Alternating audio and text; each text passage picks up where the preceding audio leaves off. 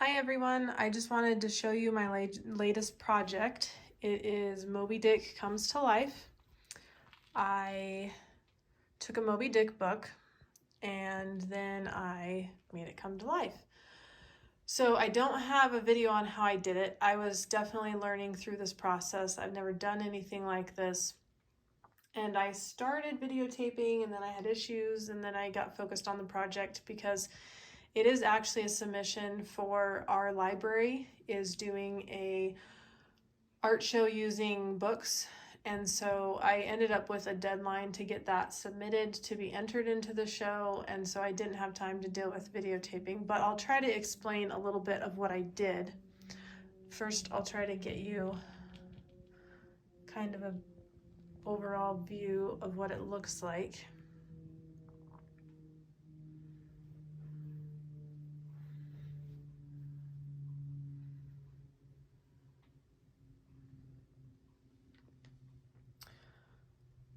So the first thing I did was make the mold. That was a challenge. I had seen a really mini version of this. I mean, it's smaller, like the book itself was smaller than an index card. It was like half of this. And so I followed the directions that this person used, but given the scale difference, it didn't work at all. I took this flexible plastic. It's actually like off of my ornament box. And I cut it to make the V form because I could score it and fold it and not have a seam here at the bottom. So that's what I did. And then I took plexiglass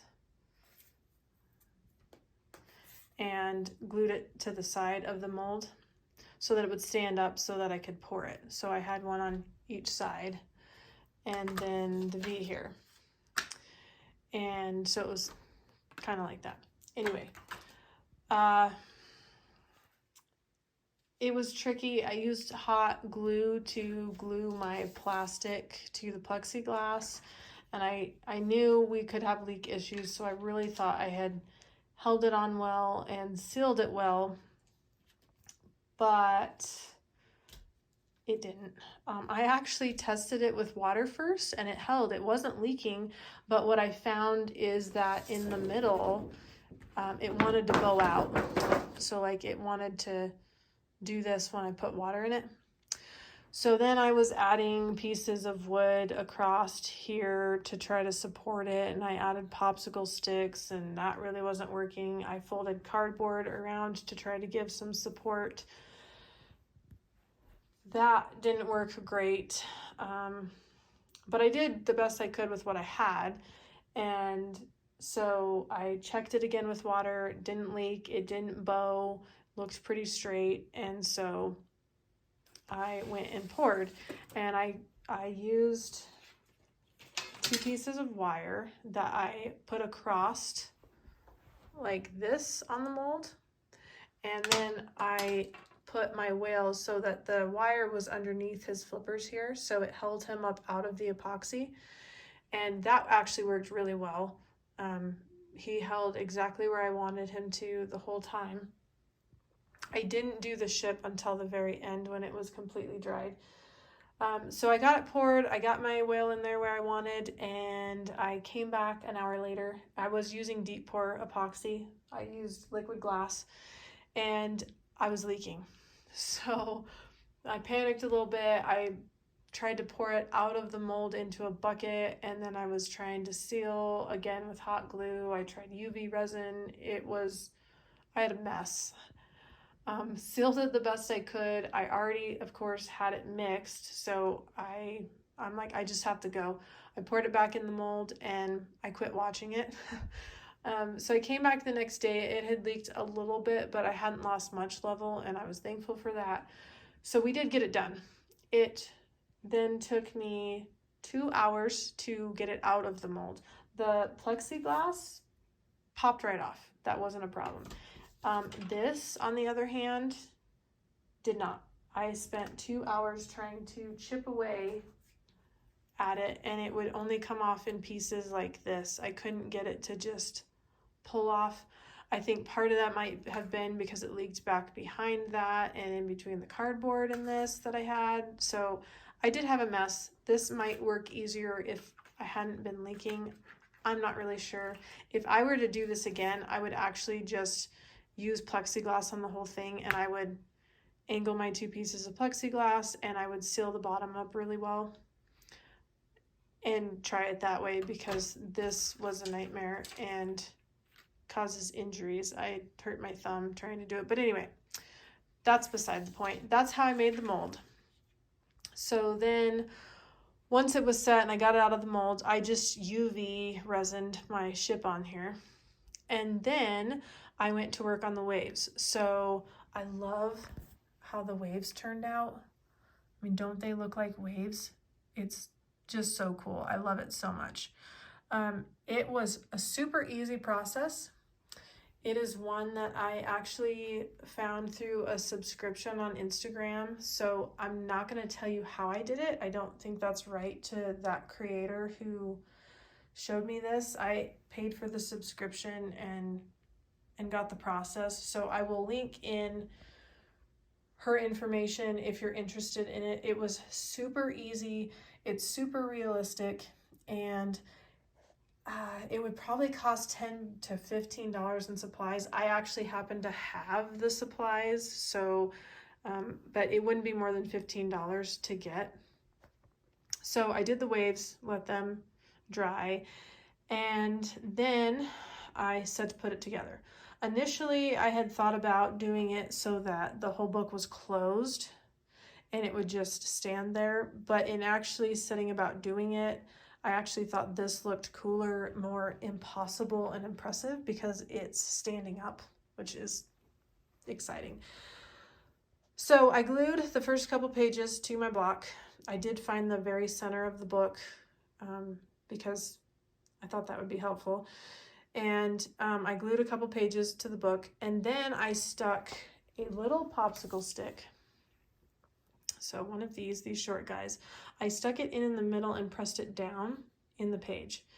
And I did that to both sides because that helped give some stability. It wanted to lean just a little bit, and so when I put those popsicle sticks in, that really helped. And then I just took that page behind it and I glued it back up here. So as you can see, you can't see any popsicle sticks that I used to prop the pages. This was a used book that I used, so that is helpful for this look. I actually tried to test it with a book that hadn't been read yet but was a hardcover, and the pages do not like to lay flat. The hardcover wouldn't lay flat, so that's key. You need to have a book that will lay flat and open on its own. Like, you would not want to use one like this. You can see pages are stuck together. I was testing, but like it just won't do what you want to do. So that is important. If you do this, you want to find a used book. I actually use thriftbooks.com. Anyway, so that's how I got that stable, and all I used was a glue stick. That's how that little book video that I saw that was similar to this, that's what he used. So that's what I did. I used a glue stick and put a lot of glue, but it seems to have done the trick. So then for the pages standing up, because with this book they were all laying down nice, kind of like the bottom is here. They were all down like this. I just took index cards and stuck them in like this, down in as far as I could get, and then I'd glue the page together. And I only glued right here. I didn't glue the sides because I wanted them to kind of pull apart and make it look more actual book-like. And so I did that for several layers, and then I think on the 4th or 5th layer, I went to one index card, and then the bottom ones, I actually turned the index card this way and put it in. So it started falling over a little bit more. And I did the same thing with the other side. And this is what you get. I just used a little fairy light. I'll show you the button. It's just a little cheap fairy light I actually found on Temu.com. It was a pack of 10. And I put the main group of the lights in that crevice that I had made in the very bottom. And then I, ran the wire out through the back. And then I just actually hot glued the button to the cover. And actually I stuck a piece of tape on the cover and then hot glued it. If ever I need to change it, it would hopefully not mess up the cover, even though it doesn't matter because you won't ever see it. But anyway, so that is my latest project. It was fun. It was frustrating, but I really did learn a lot. And that's what I have to remind myself with epoxy. And I want to remind you that it is a learning process, and you're going to do things and they're going to fail. Sometimes your fails end up being blessings that work better, as in this case. But it's never a waste because you will learn something from it. I've learned a lot from this project. I learn a lot every time I have an epoxy project that fails. I learn what not to do. I learn what to do. So give yourself grace. Embrace the process of that this art is practice, and it is art, and you're going to have to make mistakes and learn things, and you'll try things that end up being really cool, and you'll learn how to do things better for next time. So hopefully you enjoy this little tutorial. I'm sorry you didn't actually get to see any of it, but hopefully you can kind of understand what I did if you ever want to make your own. It would actually be cool if you did fold the whole book up and, I don't know, like Mod Podge the pages together so it stayed standing. It could even make a cool bookend, something like that. In my trials before I glued, now I was having to hold the book together because it wasn't glued, but it was able to stand on its own. It didn't need like a support hook or bracket or anything to hold it up. So you could definitely do that. You could even just do this block and have a little base on it that it's just the block nightlight, because that was really cool. My family was like, just leave it the way it is. But I wanted to actually finish this project out. So you can actually do a lot of really cool things. I mean, you can see how cool the light is. You can see through the whole block to the wall. You can see his tail. You can do a lot of cool things with this. I really did like the deep pour liquid glass because I don't have bubbles. I was able to pour the whole thing in one pour. I had, a few bubbles at the top to pop, but it was really clear looking through it. Well, you can see through this side, but even on the other side there weren't bubbles, and so that part I really do like that. I would really recommend doing a deep pour with this much because that's almost 5.5 inches.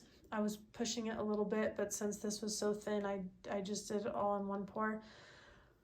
Regular epoxies won't do that as well, and if they do, you'll have tons of bubbles. So I would definitely recommend deep pour for that. So thank you for watching.